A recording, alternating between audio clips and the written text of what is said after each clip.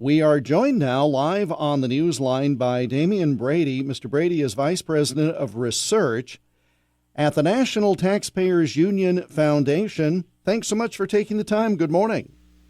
Good morning. Thanks for having me on. A lot of people don't know about these perks that former presidents get once they leave the White House. So it's an interesting topic, and it's a way to save taxpayers some money. Well, we're always into that. Before we get into the meat of how much we're spending to support the lifestyles of folks who are out of office, remind us, National Taxpayers Union Foundation. Who are you folks, and what do you do?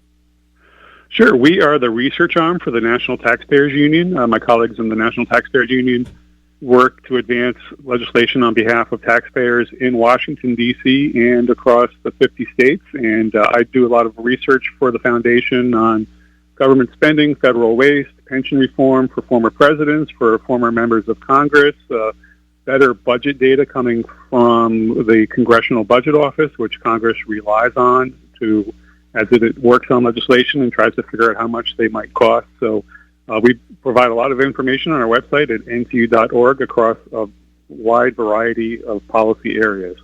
If you go to ntu.org/foundation, right there on the main page, you'll see all manner of information on our topic today with Mr. Brady. And you alluded to it, when a president leaves office, they get a staff, they get security, they get all sorts of a budget. This dates back, as I recall, to the post-Harry Truman era, where Truman came out of office and had no income, and folks thought that was a little unseemly for a former president, and so they created a support system, if you will. But according to your data, this has gotten out of hand.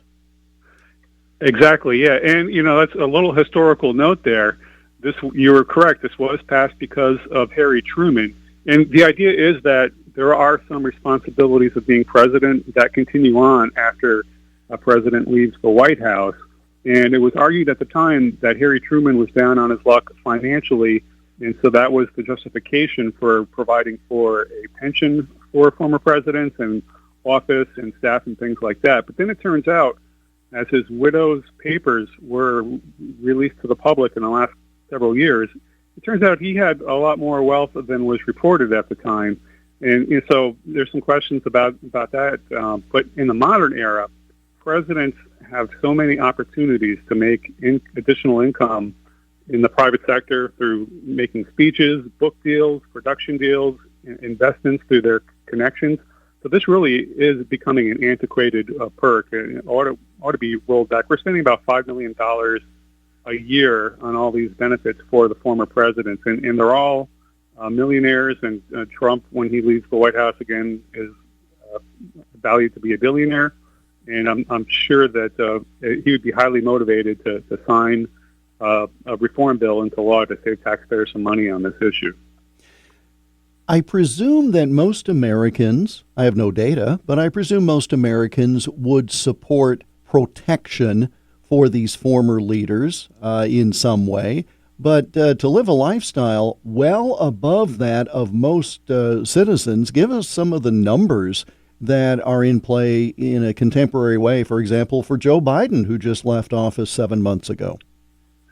Right. So one of the biggest perks that they get is funding for the office space, and there is no limitation on how large the office can be or where it can be located. They tend to be located in high-rent areas, and former presidents also tend to locate their office nearby where their foundation is. So there's probably some commingling of staff involved with all that. So according to the latest budget data, President Biden's office of the former president will get a lease of over $700,000, which is larger than all the other current former presidents, Clinton, Bush, and Obama.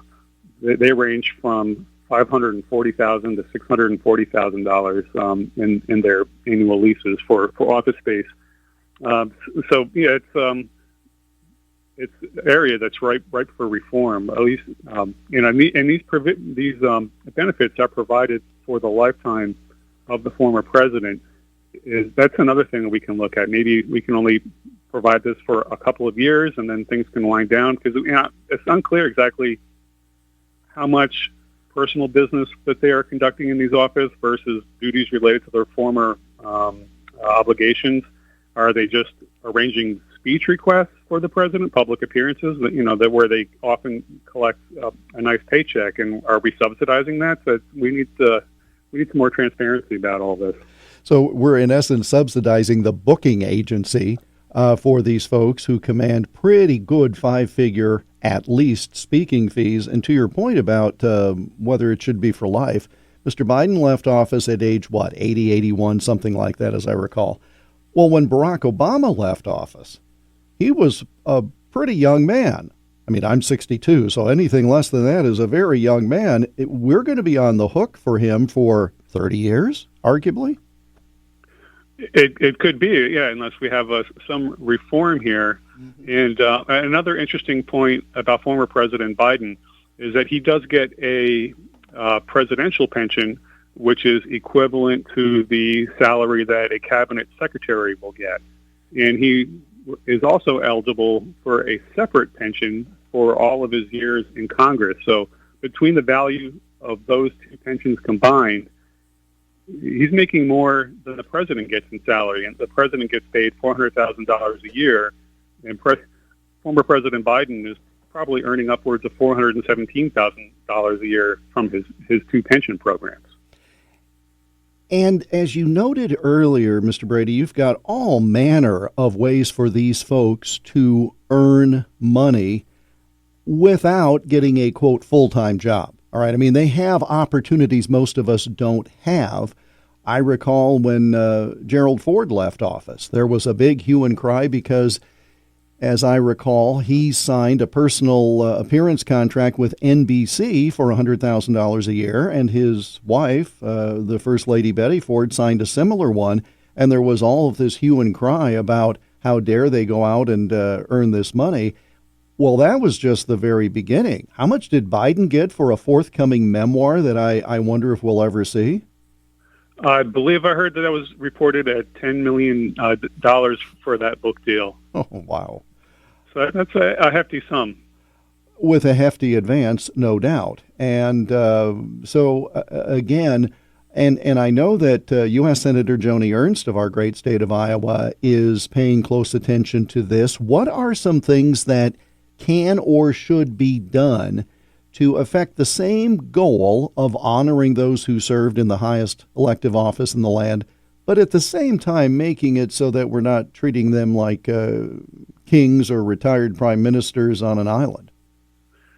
Yeah, it's an excellent question. And I should point out that our estimate of $5 million a year in all the benefits provided to former presidents does not include any of the Secret Service protection provided to them. That's all not private. That's not public information. So all that is all excluded from this. So Senator Ernst has introduced the Presidential Allowance Modernization Act, which would limit the pension that a president can get to $200,000 annually, and that would be indexed for inflation going forward. And it would limit the cost of taxpayers for the office expenses and cap that based on the income level of the former president. And as I said, it wouldn't impact their Secret Service protection.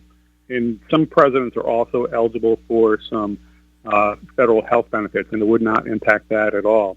So there is the good news about this bill is that it has passed before in 2016. It was pretty much unanimously passed by the House and the Senate.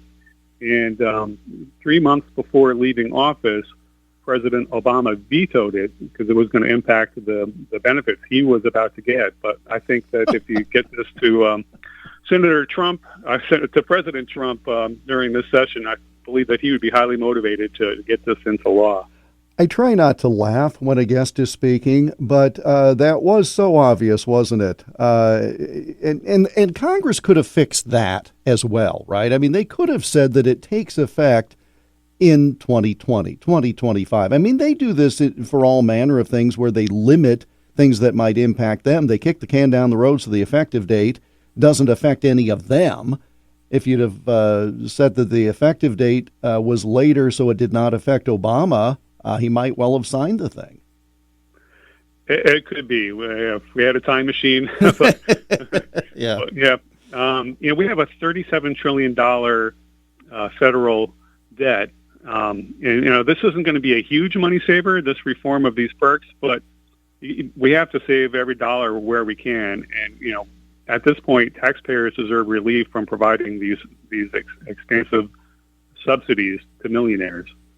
And I'm so glad you mentioned that. Let me remind the audience, we're speaking with Demian Brady. Mr. Brady is the Vice President of Research for the National Taxpayers Union Foundation. NTU.org is the main website, ntu.org/foundation, so that you can see all manner of information on this topic. And Mr. Brady joins us live on News Talk 1540 KXEL. When people say, well, it's only $5 million. Well, you didn't get to this kind of a deficit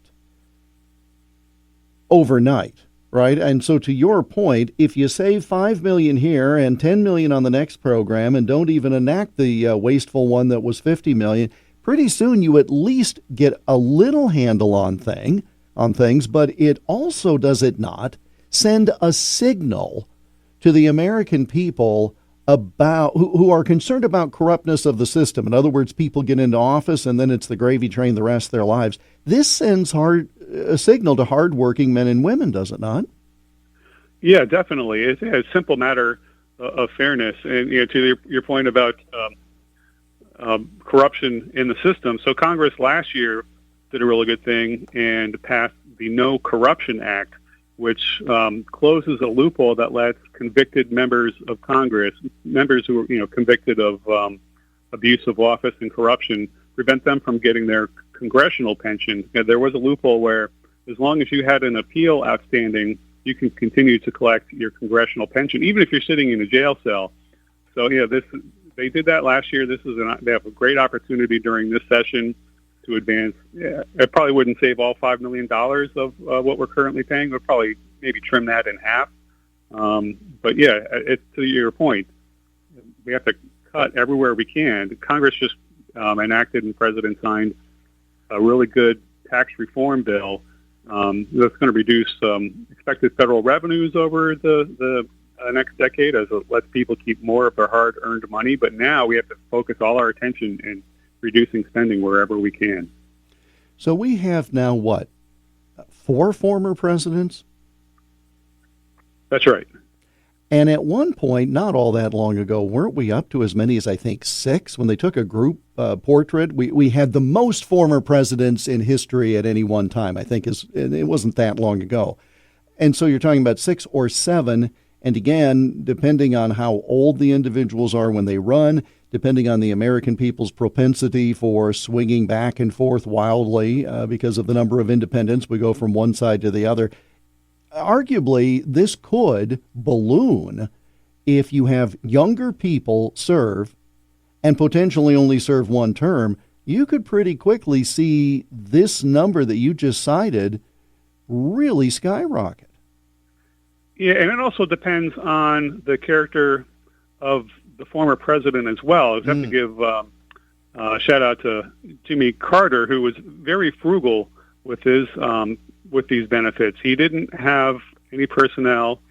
He had a very small office, but his personnel that worked there were not paid for by taxpayers. So he was averaging about $560,000 a year in his benefits, versus it was less than half of what all the other former presidents were getting. So if we had more outlooks like that, it would reduce taxpayer expenditures for sure. And again, he had the Carter Center and many other things there were other resources, other places, which again is your point to the whole thing. But it's not like we're expecting these folks to turn a back bedroom into an office, but by the same token, it doesn't need to be the Taj Mahal. Yeah, exactly. That's not included in the reform bill, but we could also look at putting a timeline on this, maybe 5 years, 10 years, whatever might be an appropriate length of time to provide funding for an office. And we're also providing for their communication and subscriptions to I'm assuming cable as well as newspapers and printing and other things like that. There's also a travel benefit, but for the last couple of years, I have not seen any expenditures through that account by any of the former presidents. But I'm sure that when they do travel, there is the Secret Service cost, which we don't have that information available. This is the sort of thing you don't think about, and this is how government got out of hand. Demian Brady of the National Taxpayers Union Foundation, NTU.org, thanks so much for all of the effort that went into the report, and thanks so much for the informative conversation today. Thank you so much for having me on. It was a good discussion. Absolutely. Thank you, sir. National Taxpayers Union Foundation, NTU.org, NTU.org/foundation for information on this topic. And Demian Brady, the Vice President of Research and the co-author of this report, joined us live on News Talk 1540 KXEL, where Iowa comes to talk.